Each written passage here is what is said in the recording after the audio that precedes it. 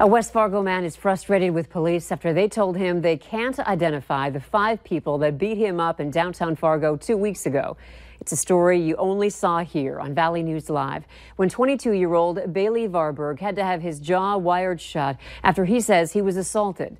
Varberg says police have now told him the surveillance video from the assault is too grainy and they can't make out any of the suspects' faces.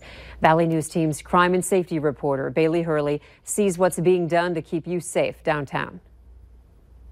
As I was turned calling for help, I was punched on the right side. Last time I talked with Bailey Varberg, his jaw was wired shut. But here 2 weeks later, he says he's feeling pretty good. Swelling's gone down quite a bit, and it's good to finally open my mouth and be able to talk normal. However, time has not healed his frustration with Fargo police. I've really gotten nowhere with the police with anything. I've gotten answers that I could have came up with myself. Police told both Varberg and I the city camera that caught the assault was in a bad place and the footage was too dark and grainy to get a suspect ID. It's absurd to me that there's not more cameras, and the cameras that there aren't high quality. These are criminals, these are bad people, and they shouldn't be able to do what they are doing, but police in a way are kind of enabling them. I reached out to both the city and Fargo police to find out what kind of cameras they use and how outdated they might be, but neither got back to me today. And without knowing what the footage looks like, I decided to talk to a local expert who says cameras may not even help in this situation. You can see both sides of the street.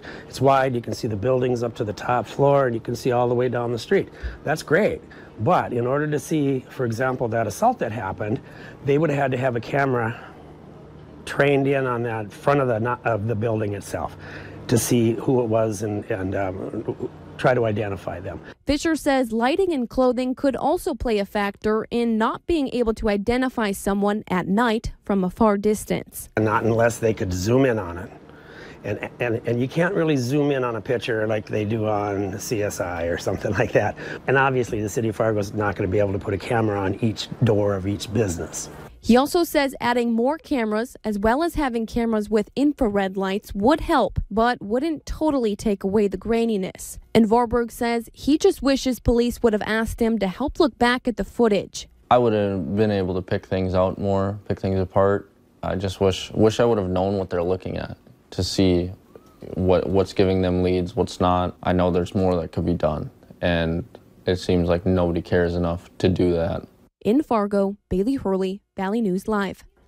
It's unclear when or if Fargo police will release the video from Varberg's incident.